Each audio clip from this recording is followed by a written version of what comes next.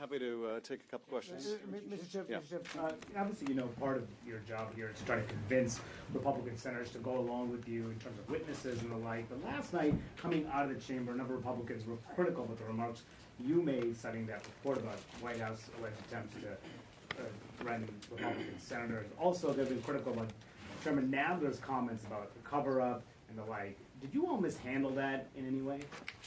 No, I don't think so. Look, there are going to be efforts to distract from the facts. There are going to be attacks on the managers.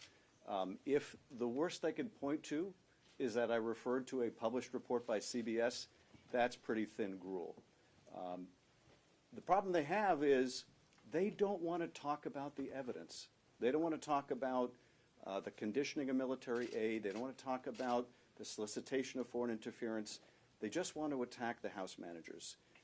Look, that's what you do, and as a prosecutor, I've seen it time and time again. When your client is guilty, when your client is dead to rights, you don't want to talk about your client's guilt. You want to attack the prosecution. It is a fairly elemental strategy, and I think that's all you're seeing here is that effort to distract. Yeah, Chairman Schiff.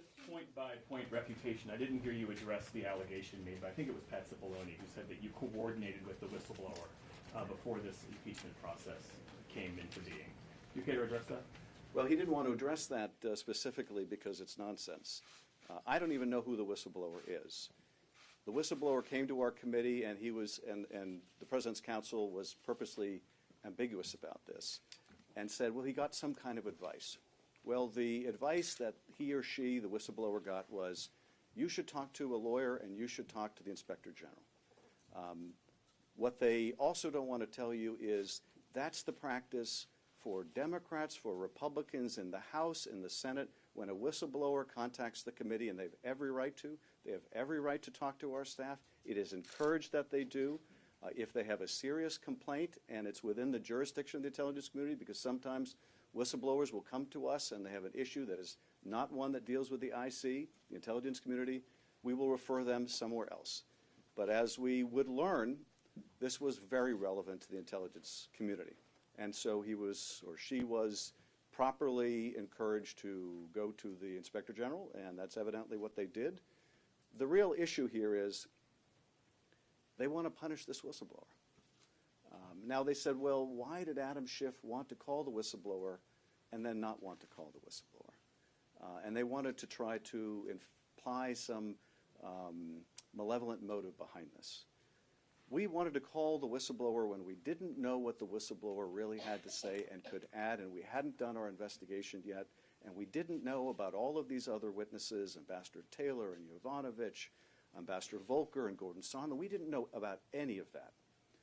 But we also didn't have the whistleblower's life threatened by the President of the United States by suggesting that the whistleblower is a traitor or a spy, and we used to have a way of dealing with traitors and spies.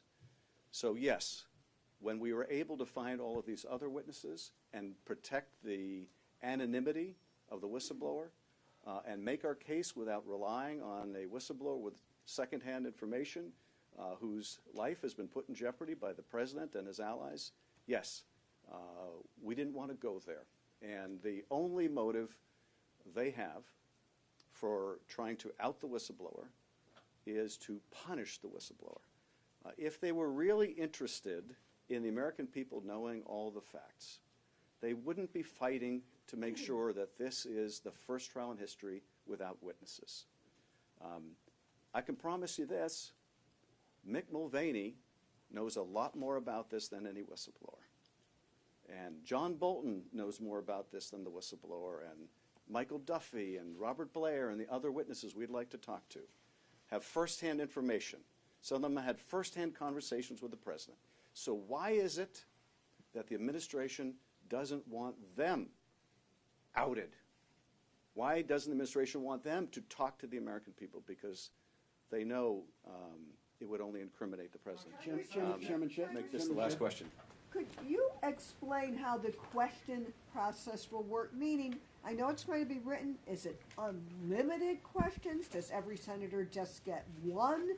Who decides how to do it? Because it seems these questions could bring up on both sides, in a sense, rebuttals that neither side has. Yeah. Well, I think that's exactly how the process will work, and did work the last time it was used, and that is there'll be 16 hours set aside for questioning.